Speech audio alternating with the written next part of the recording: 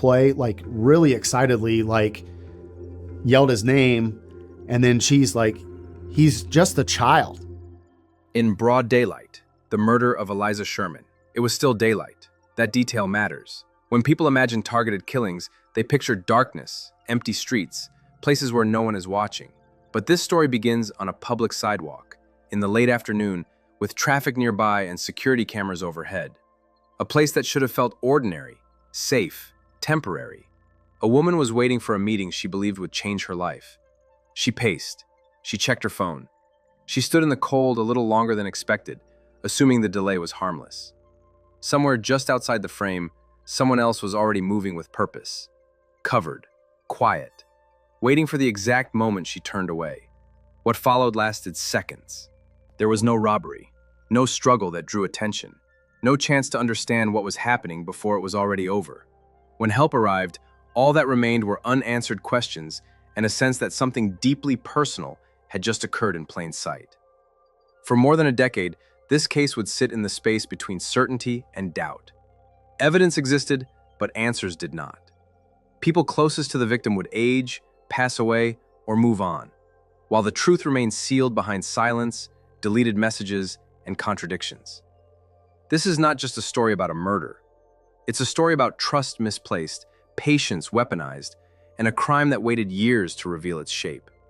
And it begins on a sidewalk where nothing was supposed to happen. On the afternoon of March 24th, 2013, Alisa Sherman stood alone on a downtown sidewalk in Cleveland, waiting for a meeting she believed would help close one of the most difficult chapters of her life. It was a late Sunday, just after 5 p.m. The city was quiet in that particular way it gets before the work week begins again. The sun was still up, but the air had turned cold, and time was starting to drag. Alisa was there to meet her divorce attorney. Her divorce trial was scheduled to begin the very next day, and this meeting was meant to settle last-minute details. The process had been emotionally draining, tense, and drawn out. She was exhausted by it, but also hopeful. Once the trial began, she believed, she could finally move forward. This meeting was supposed to be the final push. Security cameras mounted on nearby buildings captured her movements. She paced slowly, walking a short distance and then back again. She checked her phone. She waited. Minutes passed, then more minutes. By just after 5 p.m., she had been standing there for nearly an hour. She didn't know she was being watched. At the edge of the camera's frame, a hooded figure appeared. The person was dressed in dark clothing, their face obscured. The figure lingered just outside clear view, blending into the background. Alisa did not react. There was no indication she noticed anyone nearby. She continued pacing, assuming she was simply early or that her attorney was running late. When she finally did notice movement, it was already too late. A passerby heard screaming. Moments later, they saw Alisa on the ground, bleeding heavily. The attacker was gone. The Good Samaritan rushed to her side and called 911, staying with her and following the dispatcher's instructions as best they could. Alisa was conscious, but barely. Through the pain, she managed to say only a few words. "I'm dying." Emergency responders arrived quickly. Alisa was rushed to MetroHealth Medical Center, but the injuries were catastrophic. At 6:14 p.m., less than an hour after the attack, she was pronounced dead. She had been stabbed 11 times. The next morning, downtown Cleveland woke up to a scene that made no sense. A busy sidewalk was sealed off with police tape. Traffic was diverted. Pedestrians were forced to take alternate routes. Behind that barrier was the beginning of an investigation that would stretch on for more than a decade. Alisa Sherman was 53 years old. According to the medical examiner, she had been stabbed 11 times, with wounds to her head, neck, back, and right arm. There were no signs of sexual assault, no evidence of robbery. Her phone was still with her. Her jewelry was untouched. Alisa was a highly respected fertility nurse at the Cleveland Clinic. She wasn't just medically skilled, she was emotionally present in her work. Thousands of patients sought her guidance, many at the most vulnerable moments of their lives. She helped people start families. She listened. She reassured. She remembered names and stories long after appointments ended. Her best friend Jan described her as endlessly kind, someone who radiated warmth, someone who was always focused on making life better for the people around her. Alisa was also a mother of 4. Her children were grown or nearly grown, and she had been looking toward what she called her second chapter. That chapter was supposed to begin after her divorce. Alisa had been married for nearly 30 years to Dr. Sanford Sherman. The marriage had deteriorated slowly and painfully, and the divorce had become contentious. It consumed her mental space, but she believed it was necessary. Just 10 days before she was killed, she sent a text to her brother that captured both her exhaustion and her hope. Trial in 2 weeks. Hopefully there is life after death. Even while under that stress, she continued to put others first. Friends recalled that she rarely talked about herself unless asked directly. She checked in on people. She showed up. That was who she was. From the start, investigators knew this was not a random act of violence. Nothing had been taken. There was no struggle that suggested opportunistic crime. The attack felt targeted, precise, and deeply personal. Detectives reviewed CCTV footage from surrounding buildings, which showed the hooded figure running from the scene moments after the attack. The person was dressed entirely in black, their face concealed. Beyond height and build, there was nothing identifiable. What made the case especially disturbing was the setting. This wasn't a dark alley or an isolated area late at night. It was broad daylight, at 5 p.m., on a street with people nearby and multiple cameras. That suggested confidence, planning, someone who believed they could get away quickly and cleanly. Police canvassed the area thoroughly. They knocked on doors. They interviewed business owners. But it was a Sunday. Many offices were closed. Foot traffic was lighter than usual. Potential witnesses were limited. Phone records showed that as Alisa waited outside the building at 55 Erieview Plaza, she sent multiple messages. None were answered. She was there for a reason. She wasn't wandering. She wasn't in the wrong place. She had been summoned. Public attention quickly turned to her divorce, but investigators were careful. There was no immediate evidence linking her estranged husband to the crime, and he was never charged or officially named as a suspect. What stood out instead was silence. Silence from the person she had come downtown to meet. Alisa's divorce attorney, Gregory Moore, was the last person she had planned to see that day. He was the sole reason she was standing on that sidewalk. Detectives interviewed him early on, and almost immediately, inconsistencies appeared in his account of the afternoon. He claimed he had forgotten the meeting. He claimed he had been in his office. He claimed he had gone downstairs to look for her and didn't see her. None of it aligned cleanly with the data. What troubled Alisa's family and friends was not just the inconsistencies, but the absence of public grief. Her attorney said nothing publicly about her death. He did not attend vigils. He did not speak about losing a client in such a violent way steps from his office. Days passed, then weeks. No weapon was found. No motive was established. Tips came in, but none led to an arrest. Alisa's scheduled divorce trial date came and went, but instead of preparing for court, her loved ones planned her funeral. More than 600 people packed into a Cleveland Heights chapel to say goodbye. Colleagues, patients, friends, people whose lives existed because Alisa had helped them start families. Her absence left a gap that felt impossible to fill. As months turned into years, the case remained open but stagnant. Vigils were held, awareness groups formed. Alisa's friends and children refused to let her name fade. Each anniversary came with renewed pleas for answers. For a long time, it felt like the truth was just out of reach. What no one knew yet was that the answers were not missing.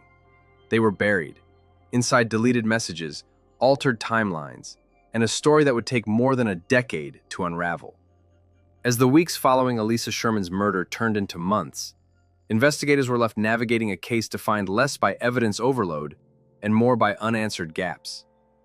The crime scene itself had been brutally clear, but the path that led Alisa to that sidewalk and the person waiting for her remained frustratingly opaque.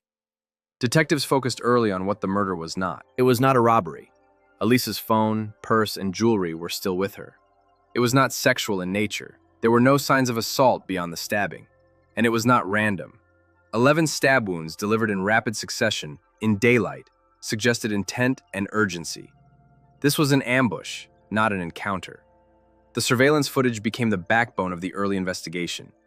Cameras along the street captured Alisa pacing outside 55 Erieview Plaza, checking her phone repeatedly. The footage also captured the hooded figure approaching and then fleeing moments later. But no amount of enhancement could produce a face. The attacker's clothing was generic. Their movements were quick and controlled. The footage answered one question and raised many more. Whoever did this knew where Alisa would be, and when. Phone records revealed that Alisa had been actively texting while she waited. The messages were sent to one person, her divorce attorney, Gregory Moore. She believed she had an appointment.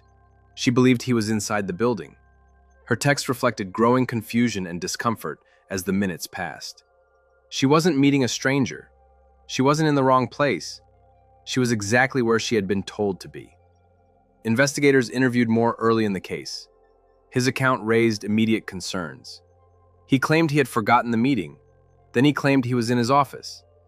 Then he said he went down to the lobby and looked outside but didn't see Alisa. Each version shifted slightly, never fully aligning with phone data or security access logs. Still, at that stage, police had no direct evidence tying him to the attack itself. Publicly, the case was framed as unsolved. Privately, detectives continued pulling threads. One of the most troubling discoveries came from Moore's phone records. Thousands of text messages had been deleted, including messages exchanged between Moore and Alisa on the very day she was murdered. Deletion alone wasn't illegal, but deletion during a homicide investigation involving the victim you were last scheduled to meet raised serious red flags. As the case stalled publicly, Alisa's family and friends refused to let momentum die. Vigils were held, awareness campaigns formed. Justice for Alisa signs appeared near the crime scene year after year. Her best friend Jan Lash became one of the most vocal advocates, reminding anyone who would listen that Alisa was not just a statistic. She was a mother, a healer, a presence that had anchored many lives. Years passed. Then, in January 2016, nearly 3 years after the murder, the investigation took a sharp and unexpected turn. A grand jury indicted Gregory Moore, not for murder, but for a series of serious crimes connected to the investigation itself. He was charged with tampering with evidence, obstructing justice, making false statements to police, telecommunications fraud, falsification, inducing panic, and terroristic threats. The charges stunned the public. Moore was accused of lying about his whereabouts on the day of Alisa's murder and of deleting critical communications. But even more disturbing were revelations unrelated to Alisa directly. Actions that painted a portrait of someone willing to manipulate systems under pressure. Prosecutors revealed that Moore had made multiple bomb threats to courthouses in prior years, specifically on days when he was scheduled to appear in court for unrelated matters. The threats forced evacuations and delayed proceedings. These incidents explained the terroristic threats and inducing panic charges. To investigators, this behavior was not random. It demonstrated a pattern. When faced with consequences, Moore did not confront them. He delayed. He disrupted. He created chaos to buy time. In 2017, Moore pleaded guilty to felony-inducing panic and misdemeanor falsification. He was sentenced to 180 days in jail. During sentencing, he expressed remorse, but not toward Alisa or her family. His apology centered on himself, his career, and the stress the situation had caused him. Alisa's daughter, Jennifer, later said the moment felt hollow. There was accountability for lies, but still no accountability for her mother's death. That same year, Moore resigned his law license, effectively ending his legal career. Still, the murder remained officially unsolved. As time continued to pass, frustration grew. Former law enforcement officials publicly questioned why the case hadn't been handed to a fresh task force sooner. Community members echoed the same concern. How could a woman be murdered in broad daylight, outside an office building, with cameras present, and no one be held responsible? Behind the scenes, however, the case was not dormant. In 2021, responsibility for the investigation was transferred to the Ohio Bureau of Criminal Investigation. This marked a critical shift. BCI agents began re-examining every piece of evidence, using modern forensic techniques that hadn't been available in 2013. They rebuilt timelines from scratch. They reconstructed phone movements. They cross-referenced deleted data with carrier records. Slowly, patterns began to emerge that hadn't been visible before. One of the most significant discoveries involved the precise timing of Moore's phone activity. Data showed that his phone had been deliberately disconnected from cellular networks around the time of the murder, a move consistent with someone attempting to avoid location tracking. Later that evening, the phone was reconnected, and Moore began calling Alisa repeatedly. By then, she was already dead. The contradictions piled up. Moore had claimed he was in his office. Access logs suggested otherwise. He had claimed he forgot the meeting. The text exchanges told a different story. He had claimed he went looking for her. Surveillance and timestamps didn't support that claim. Each lie, taken alone, could be dismissed. Together, they formed a lattice of deception. As the investigation deepened, prosecutors began looking beyond obstruction and toward motive. Why would an attorney risk everything to lie so aggressively about a missed meeting? Why delete messages? Why fabricate timelines? The answer, investigators believed, lay in the timing. Alisa's divorce trial was set to begin the next morning. Moore was reportedly underprepared. The presiding judge had already denied further continuances. For someone with a documented history of extreme measures to delay court proceedings, this mattered. What investigators began to suspect was chilling, that Alisa's presence in court was the obstacle. And that suspicion would soon reshape the case entirely, turning a long, unsolved murder into one of the most shocking indictments in Cleveland's history. As investigators rebuilt the case under a fresh lens, the timeline of March 24, 2013 began to look far less ambiguous and far more deliberate. What once appeared to be a tragic mystery was now being examined as a sequence of coordinated actions, each designed to delay, distract, or conceal. According to prosecutors, the key was preparation. Records showed that earlier that Sunday afternoon, Gregory Moore had contacted Alisa Sherman and instructed her to meet him at his downtown office at 4:30 p.m. The message was specific. It created a reason for her to be downtown, alone, and waiting. Surveillance footage later confirmed she arrived on time and remained outside the building for nearly an hour. During that window, Moore was not where he claimed to be. Security badge data showed that Moore swiped into the office building earlier in the day, but did not enter. Instead, investigators believe the swipe was used to create a false digital footprint. Shortly afterward, Moore's phone disconnected from cellular networks, making it temporarily untraceable by cell towers. This was not accidental. Prosecutors argued it was a calculated move, consistent with someone attempting to hide their physical location. While Alisa waited outside, she sent a series of increasingly concerned messages. She told Moore she was cold. She told him she had been waiting. She asked how to get inside. He responded briefly, claiming he was already there. When she questioned why the doors were locked, the responses stopped. Minutes later, the attack occurred. Because the surveillance footage could not clearly identify the attacker's face, investigators were careful in their wording. The indictment alleged that the assailant was either Moore himself or an unknown co-conspirator acting on his behalf. What mattered legally was not which hand held the knife, but who orchestrated the encounter. Prosecutors emphasized that point repeatedly. The hooded figure seen fleeing the scene moved with purpose. There was no hesitation, no confusion, no attempt to grab Alisa's belongings. The attacker ran directly away from the scene and vanished into the city. This was not spontaneous violence. It was execution followed by escape. What followed raised even more suspicion. After Alisa was rushed to the hospital and the street was sealed off with police tape, Moore sent her a message asking where she was. He then entered the law offices through a rear entrance. Phone records showed that he reconnected his device to the cellular network around 7:32 p.m. and began calling Alisa repeatedly until 9 p.m. By that time, authorities already knew she was dead. Investigators questioned the logic. If Moore had truly forgotten the meeting, why lie about being in the office? If he had been looking for her, why disconnect his phone? And if he believed she might still be alive, why delete thousands of messages instead of preserving them? The contradictions weren't subtle, they were structural. Just 5 days after the murder, Moore filed a motion notifying the court of Alisa Sherman's death. On April 2, 2013, her divorce case was officially dismissed. That same day, Moore transferred his law firm phone number to a different device, effectively severing the connection to the phone he had used on the day of the killing. To investigators, this looked less like panic and more like cleanup. Years later, when the case was taken over by the Ohio Bureau of Criminal Investigation, analysts applied advanced digital reconstruction tools to data that had once seemed incomplete. Deleted messages were cross-referenced with carrier logs. Location data was reanalyzed. Patterns emerged that had been invisible in 2013.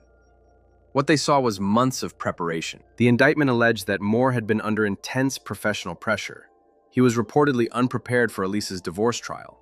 The presiding judge had already denied further delays. For someone with a documented history of extreme measures to avoid court proceedings, including prior bomb threats to courthouses, the stakes were unusually high. Prosecutors argued that Moore did not want Alisa harmed out of rage or personal conflict. He wanted her unavailable. According to the indictment, the original plan may not have been murder. Authorities suggested that Moore initially intended to kidnap Alisa, preventing her from appearing in court. But whatever went wrong in that plan escalated into lethal violence. Because the surveillance footage could not conclusively identify the attacker, questions remained. Was Moore physically present? Did he hire someone else? Were others involved? Even today, that aspect remains partially unresolved. But legally, it did not prevent charges. In May 2025, more than 12 years after the killing, a grand jury indicted Gregory Moore on charges that stunned Cleveland: aggravated murder, conspiracy, multiple counts of murder, kidnapping. He was arrested in Texas by U.S. Marshals and returned to Ohio. At a press conference, prosecutors stated that evidence accumulated over thousands of investigative hours painted what they called an unmistakable picture of orchestration and intent. The case had not gone cold, they said. It had gone quiet, while evidence was built piece by piece. Moore pleaded not guilty to all charges. In the summer of 2025, he posted a $2 million cash bond and was released under strict conditions, including GPS monitoring, travel restrictions, and firearm prohibitions. A judge emphasized that the safety of the Sherman family was a priority. As pretrial hearings unfolded, the court granted Moore's request to independently test DNA found on a watch recovered at the crime scene. His defense made clear they intended to fight the charges aggressively. The trial was scheduled for late 2026. For Alisa's family, the indictment brought something they had waited over a decade to feel: movement. Not closure, not relief, but momentum. After years of vigils, unanswered questions, and fading headlines, the case had finally shifted from unsolved to confronted. What remained was the hardest part still ahead: the trial that would determine whether the theory prosecutors spent 12 years building could withstand the weight of a courtroom, and whether the person Alisa trusted to protect her legal interests would ultimately be held accountable for the moment her life was taken. By the time the case reached this point, the meaning of Alisa Sherman's murder had shifted. It was no longer only about how she died on a downtown sidewalk. It had become a story about time, patience, and the kind of truth that refuses to disappear, no matter how long it is buried. For more than a decade, Alisa's family lived in a state of suspension. Birthdays passed. Holidays came and went. Her children grew older, carrying unanswered questions. Vigils were held year after year at the same spot where she took her final steps, each one a reminder that justice delayed is not justice denied, but justice withheld. The 2025 indictment changed the tone, but not the weight. Prosecutors were careful with their language. They did not promise certainty, they promised evidence. According to the state, thousands of hours of investigative work had gone into reconstructing deleted messages, altered timelines, and movements that once seemed impossible to prove. What looked like coincidence in 2013 now looked like coordination. What looked like confusion now looked like concealment. At the center of it all was trust. Alisa had trusted the process. She trusted that showing up for her legal obligations would lead to resolution. She trusted the person guiding her through one of the most vulnerable periods of her life. If the allegations are proven true in court, that trust was not just misplaced, it was weaponized. That is what makes this case resonate so deeply. This was not a crime of impulse. It was not fueled by rage in a moment of loss of control. It was, according to prosecutors, an effort to stop something from happening the next morning. A court date, a reckoning, an ending that could not be delayed any longer. Alisa's life was not defined by the way it ended. Long before her name became associated with an unsolved case, it appeared in thank you cards, birth announcements, and quiet conversations between families she helped create. There are people alive today because she showed up for them. That legacy exists independent of any verdict. As the case moves toward trial in 2026, one truth remains steady. Time did not erase what happened on that sidewalk. It only sharpened the question of accountability. Whether 12 years or 20, evidence still speaks, patterns still surface, and silence, eventually, breaks. For Alisa's loved ones, this moment is not about revenge. It is about acknowledgement, about saying her life mattered enough for the truth to be pursued without shortcuts, about ensuring her story does not fade into a footnote simply because it took longer to confront. Most days feel ordinary while we are living them. A meeting, a text, a plan for later. Nothing that feels final.